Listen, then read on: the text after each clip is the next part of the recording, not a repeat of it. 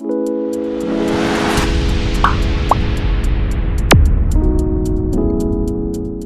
back to channel, friends. Dr. NTR University of Health Sciences, BPT, BSc MLT and BSc paramedical course ఏవైతే ఉన్నాయో వీటికి సంబంధించినటువంటి already మనకైతే third phase అయితే complete అయిపోయింది. దానికి సంబంధించిన సీట్మెంట్స్ కూడా వచ్చినాయి. సో అలాగే ఒక ముఖ్యమైన ఇన్ఫర్మేషన్ ఏంటి అంటే ఈ రోజు మట్టికి ఫ్రెండ్స్ ఇక్కడ మనం చూసుకున్నట్లయితే మనకి లాస్ట్ టైం థర్డ్ ఫేజ్ కి సంబంధించినటువంటి సీట్ అలాట్మెంట్ లెటర్ అనమాట ఇది. ఇక్కడ మీరు చూసుకున్నట్లయితే మనకి ఈ రోజు అంటే 29th మార్చ్ 29th 3 PM అయితే రిపోర్టింగ్స్ అయితే కంప్లీట్ అయిపోతాయని ఇక్కడ మనకైతే ఇవ్వడం అయితే జరిగింది. సో ఇందులో ఎవరికైతే థర్డ్ ఫేజ్ లో సీట్స్ అయితే వచ్చాయో వాళ్ళందరూ అయితే రిపోర్టింగ్ చేయాలన్నమాట. సో ఒక్కటి చెప్తే గుర్తుపెట్టుకోండి ఫ్రెండ్స్, ఇక్కడ మనం చూసుకున్నట్లయితే మనకి మరొక ఫేజ్ ఉంటుందో లేదో కూడా తెలియదు. ఫస్ట్ ఇన్ఫర్మేషన్ ఏంటి అంటే మనకి మరొక ఫేజ్ ఉంటుందో లేదో తెలియదు. యూనివర్సిటీ వాళ్ళకి కాల్ చేసినా కూడా వాళ్ళైతే మనకైతే కరెక్ట్ ఇన్ఫర్మేషన్ అయితే ఇవ్వడం లేదు. మరొక ఫేజ్ ఉంటుందా అంటే వాళ్ళు చెప్పడం లేదనమాట. ఫ్రెండ్స్, శాస్త్ర ఫిజియోథెరపీ కాలేజ్ ఇది వచ్చేసి మనకి నెల్లూరులో ఉందన్నమాట. ఈ యొక్క కాలేజీలో చాలా ఫెసిలిటీస్తో పాటు హాస్టల్ ఫెసిలిటీ హాస్టల్ ఫెసిలిటీకి కూడా కలిపి మనకి 70,000 లోపే మేనేజ్మెంట్ కోటా కింద సీట్స్ అయితే ఇస్తున్నారు. ఇక్కడ మీరు చూసుకున్నట్టయితే మనకి స్పేషియస్ క్లాస్ రూమ్స్ అయితే ఉంటాయి. పీస్ఫుల్గా లైబ్రరీ అయితే ఉంటుంది, కంప్యూటర్ ల్యాబ్ అయితే ఉంటుంది, అండ్ క్లినికల్గా మనకి హాస్పిటల్ అఫిలియేషన్ కూడా ఉంది పక్కనే. అండ్ ఇవన్నిటికి బదులుగా ట్రాన్స్పోర్ట్ ఫెసిలిటీ కూడా మనకి ఈజీగా ఫ్రీ ఆఫ్ కాస్ట్లో అయితే వాళ్ళు కల్పిస్తున్నారు. అండ్ హాస్టల్ ఫెసిలిటీతో కలిపి మనకి ఇవన్నీ ఫెసిలిటీస్తో కలిపి మనకి అండర్ 70,000 లోకే మనకైతే సీట్స్ అయితే ఇస్తున్నారు అనమాట. నార్మల్గా మీరు చూసుకున్నట్లయితే గవర్నమెంట్ సీట్స్ ఏవైతే ఉన్నాయో అవిటికి కూడా మీకు ఇన్ కేస్ ఇప్పుడు కన్వెంట్ కోటాలో సీట్ వస్తే ట్యూషన్ ఫీజు కింద 85,000 రూపీస్ తీసుకుంటున్నారు. వీళ్ళు కేవలం 70,000 రూపీస్ మాత్రమే తీసుకుంటున్నారు హాస్టల్ ఫెసిలిటీస్ తో కలిపేసి. ఓకేనా?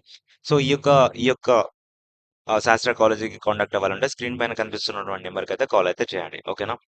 సో దీని ప్రకారం చూసుకున్నట్లయితే మనకి సీట్స్ అయితే వేకెంట్ గా ఉన్నాయి. బట్ మరొక ఫేజ్ కండక్ట్ చేస్తారు అని చెప్పేసి మనం అనుకోలేము. బట్ సీట్స్ అయితే వేకెంట్ గా ఉన్నాయి. క్లాసెస్ కూడా స్టార్ట్ చేసాం అని చెప్పేసి అంటున్నారు. April second week first week లో ఎప్పుడైనా స్టార్ట్ చేయొచ్చు అని చెప్పేసి మనకైతే అంటున్నారు. బట్ కరెక్ట్ ఇన్ఫర్మేషన్ లేదు. దాని గురించి కూడా నేనైతే వన్స్ వాళ్ళకి కాల్ చేసి మాట్లాడతాను. ఈ తరుణంలో ఒకటి చూస్తే గనుక మనకి ఎవరికైతే ఫస్ట్ ఫేజ్, సెకండ్ ఫేజ్‌లో సీట్స్ వచ్చినా కూడా join అవ్వలేదనుకోండి.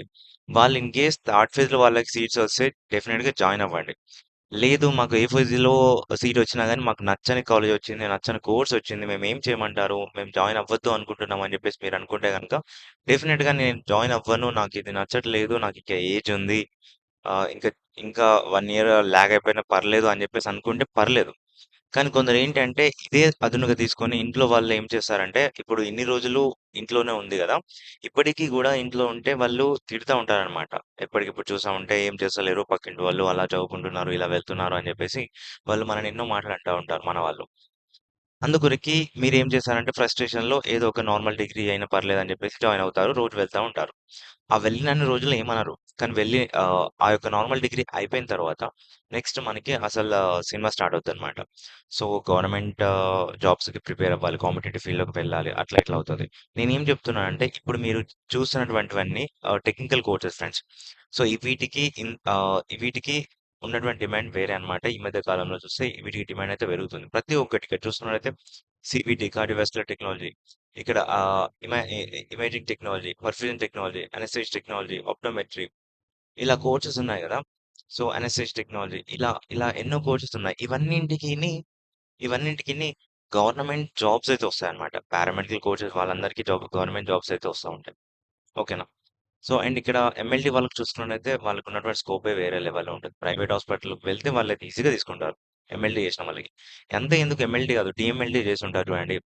Diploma in medical technology అని చెప్పేసి. సో, వాళ్ళనే తీసుకుంటా ఉన్నారు. ఎంఎల్‌టీ వాళ్ళని తీసుకోరా చెప్పండి?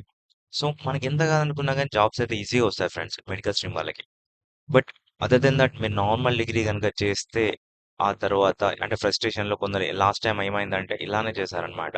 నార్మల్ డిగ్రీకి వెళ్ళిపోయారు. ఈవెన్ దో ఇందులో సీట్ వచ్చిన వాళ్ళు, సీట్ రాని వాళ్ళు. సో, వాళ్ళకిప్పుడు ఎలా ఉందంటే వాళ్ళు కాంపిటేటివ్ ఫీల్డ్‌లోకి వెళ్ళాలని చెప్పేసి ఇక్కడ హైదరాబాద్‌లో దిల్‌సుఖ్ నగర్‌లో వచ్చేసి ఒక ఇన్‌స్టిట్యూట్‌లో అయితే జాయిన్ అవ్వడం జరిగింది. సో, ఎప్పుడు నోటిఫికేషన్ రావాలి, వాళ్ళకెప్పుడు జాబ్ రావాలి, కాంపిటీషన్ ఎలా ఉంటుంది, వాళ్ళకేం తెలుసు అవన్నీ.